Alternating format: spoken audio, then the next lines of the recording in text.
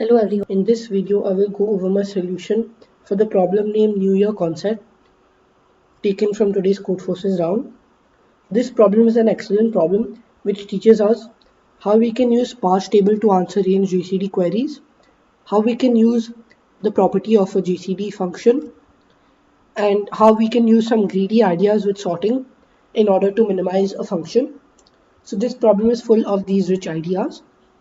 And in this problem, we are basically given n classes in a school numbered from A1 through AN, and those are the lengths of the classes. And the array of n integers is not good if there is some subarray within that array from L through R such that the GCD of all elements in that subarray is equal to the length of the subarray. So if any such subarray exists, the set of indices, basically the class or the school will not be considered good, and we need to ensure that there is no such subarray in the whole array, and we need to know this answer for each prefix of the array A. So if you let f of A1 be the minimum number of elements which you need to change in order to ensure that in order to ensure that the GCD of A1 is not equal to 1, that would be f of A1. F of A1 comma A2 will be the minimum number of elements which you need to change in order to ensure that this array A1 comma A2 has no subarray satisfying the property that the GCD of all elements is the length of the subarray, and we need to find this for each prefix going from 1 to n. And if you consider an example where the only element is 1, then in that case the GCD of 1 is 1, which is the length of the array, and that's why we need to change it to 2, 3, 4 or something else, and that's why the answer would be 1. One change operation is required. In the second example, again initially the element is 1, so we need to change it to some other number. So let's say we change it to 3, for example. So we change it to 3, and that took one operation. Then in the next element, if you take 4, then there's no problem because 3 comma 4 will still be like 1 comma 4. If you take 1 comma 4, you obviously need to change it to 3, and if you take 3 comma 4, there's no subarray satisfying the property that the GCD of the subarray is the length of the subarray. That's why only 1 is required. And if you consider this whole array, then in that case one operation is to change it to 3, and this subarray is problematic because in this subarray the GCD is 2, which is the length of the subarray, and that's why we need to change an element. And let's say we make the element 5, for example, and in that case 3, 4, 5 is a valid array with no problematic subarrays. So we will print 1, 1, 2, and in the next example you could again iterate through each prefix and you could keep changing the values. So an important observation is that the elements will always be in increasing order or non-decreasing order, like each element will be greater than or equal to the previous element in the answer, because like each time we are essentially changing the value and we will not change the value again in a way, and that's why each answer will be greater than or equal to the previous answer. And you should run this example to get a better intuition of the problem statement and of some ideas for the solution. So let's move to the general case and let's make some observations. So the first key observation utilizes a GCD property, and the observation is that for a fixed L, the left endpoint of the subarray, there will be at most one right endpoint such that the range L to R is problematic. The reason why this holds true is because if you consider the GCD of elements from L to R, then the GCD of elements will always keep decreasing. It will basically like be greater than or equal to the GCD of a larger subarray. So for example, if you went from L to R, that's one case. However, if you went from L to R plus 1, then the GCD will always keep decreasing. From the definition of GCD, GCD is basically the greatest common divisor, and the greatest common divisor can only keep decreasing, it can't increase for new elements being added to the subarray. That's why we know that the GCD will keep on decreasing. That's the first thing. And the second thing is that the length for the range L to R will be strictly less than the length for the range L to R plus 1. So we know that the length is strictly increasing and the GCD is basically non-increasing, is basically decreasing in a non-strict manner, and that's why there will be at most one point where these two elements become equal, and that's why there will be at most 1 hour for each L, and you should take a few minutes to understand why this is true. So this is the first observation, and let's make one more observation and see how that relates to the original problem. So the second observation is that for every problematic subarray L to R, we only need to change one element in the subarray somewhere between L and R, and by changing that one single element, we will ensure that the whole subarray becomes non-problematic.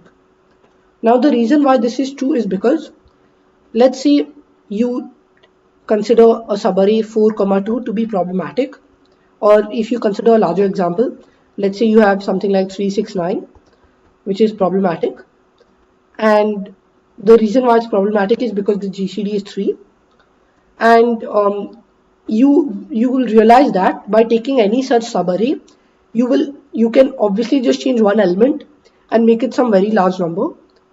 Let's say it's a very large prime number, for example, and the reason why we choose a prime number is because a prime number has no factors, so the GCD of a prime number will always be 1 with any other number, and that's why, like, if you just change it to some large prime number, you will always ensure that the GCD of the whole subarray becomes 1.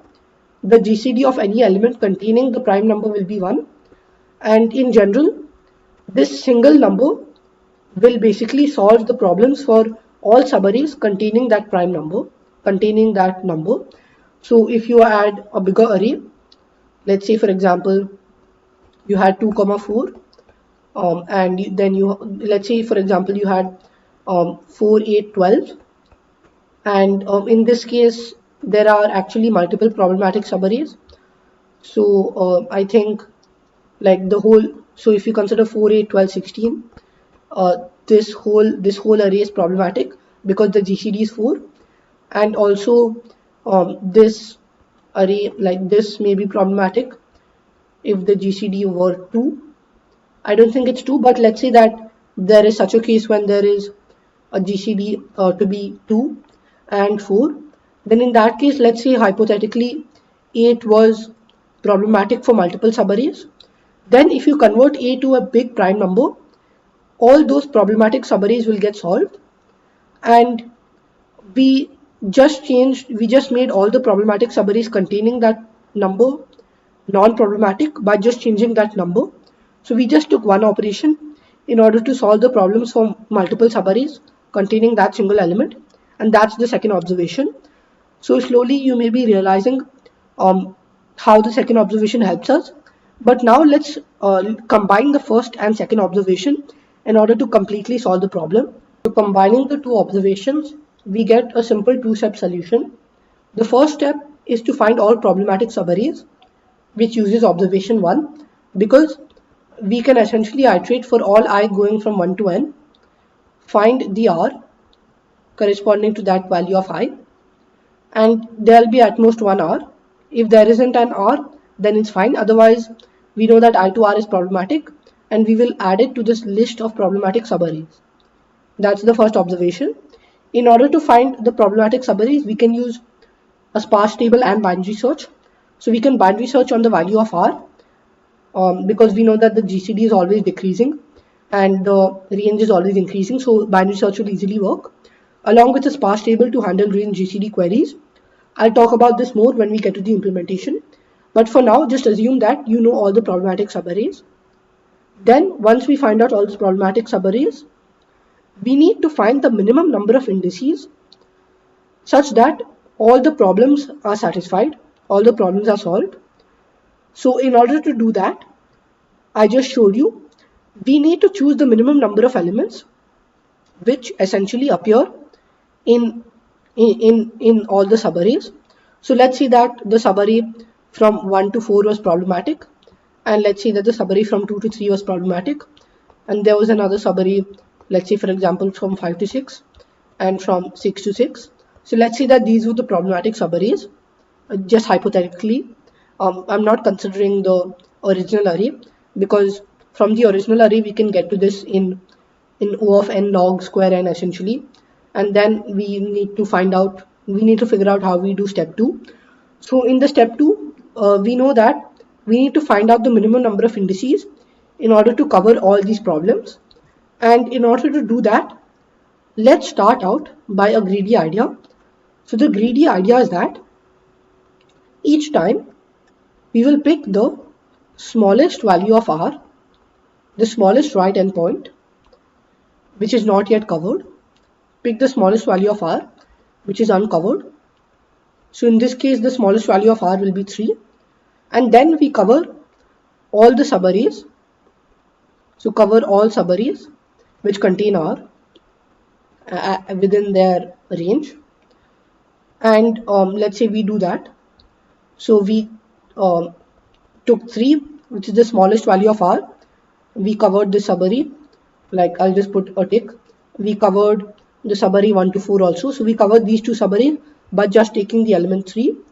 Then we take the next smallest value of r, which is uncovered, so that's 6, and we cover these two elements. So in this way, we just need to pick two values of r. So the answer is 2. And this greedy idea always works, of picking the smallest value of r, which is uncovered, and covering all subarrays which contain r.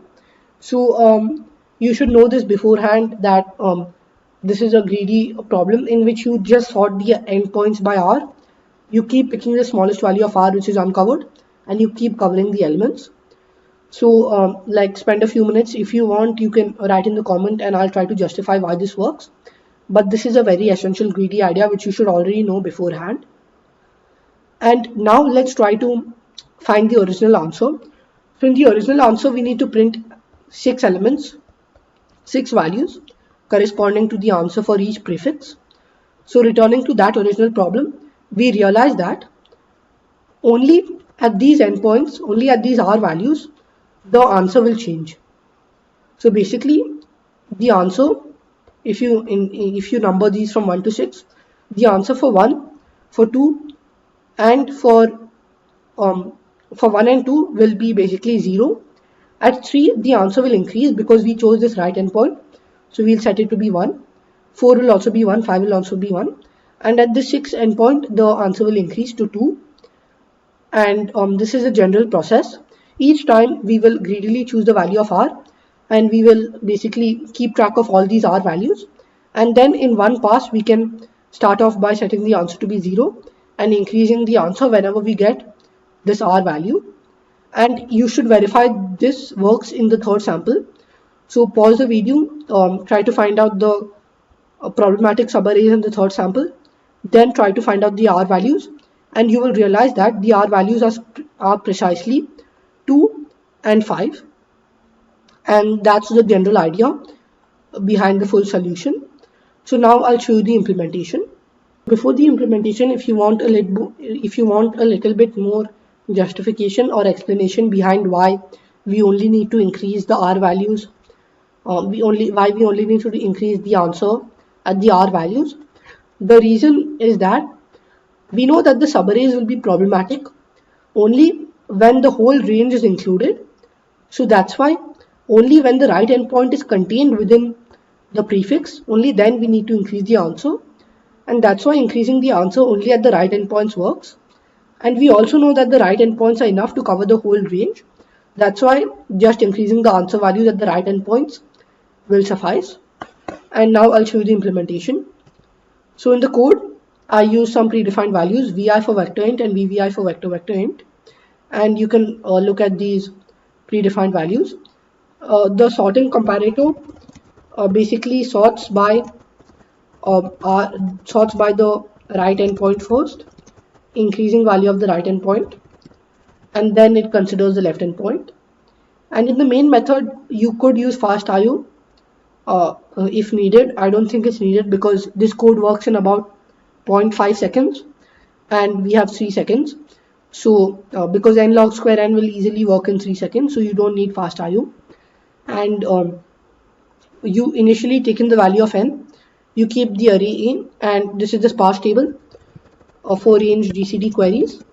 So you can take this from CP algorithms, and you can modify the sparse table given over there. I think that's what I've done. So initially I taken each AI, and I initialize the sparse table of I of 0 to be AI, and then I compute the recurrence. It's like a DP essentially. So table ij represents the GCD of all values in the range I to I plus 2 to the g minus 1, and I've taken this from CP algorithms, I guess. And then I basically use this sparse table in finding all the problematic segments. So segs basically stores all the problematic subarrays in a 2D vector int format.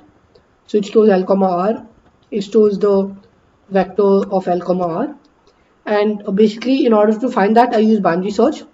So for each value of left endpoint going from 1 to n, I binary search for the right value of the endpoint. So I compute the range GCD using the sparse table, and if this range GCD is equal to the length of the subarray, so in this case range GCD is equal to length of subarray, this means it's problematic, and we will basically break from the loop because we have found the value in the binary search, and we will set the answer to be mid. So basically I comma mid is the problematic subarray, which we will add to the segments list. And then once we do the binary search, like if the GCD value is greater than the length of the subarray, then we know that we need to send the left endpoint to be mid plus 1, because we need to search for a larger subarray. Otherwise we need to search for a smaller subarray, and in this way we can binary search and find a problematic subarray if it exists. So if answer is not minus 1, this means there is a problematic subarray with the left endpoint at I, and we will basically add this problematic subarray to the segments.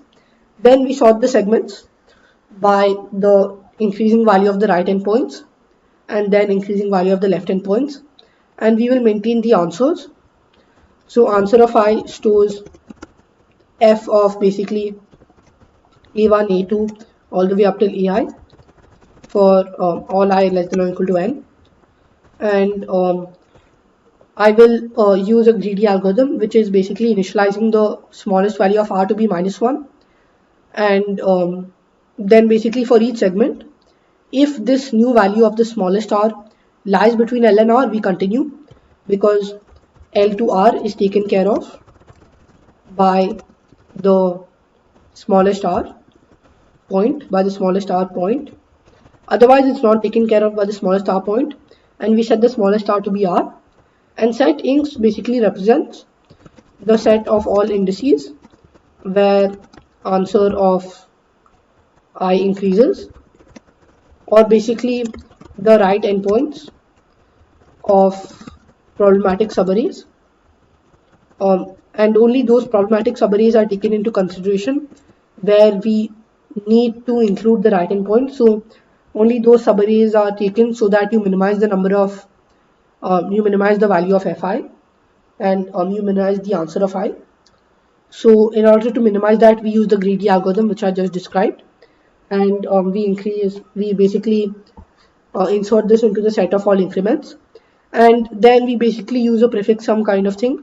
Answer of I is equal to answer of I minus 1, and if inks dot contains or dot count I, this means that answer of I will increase by 1, because like those are the turning points, those are the values, those are the indices where the function increases by 1, and we'll increase it and then print the answer of I, and in the end you can print endl if you want. So I'll just submit this code to see that it gets accepted even without the fast IO. So as you can see, my code gets accepted in about 1 second. With fast IO it took only half second, and this basically concludes the solution. So if you had any doubts, do leave them in the comments down below, and if you like this video, don't forget to give it a thumbs up. Thank you.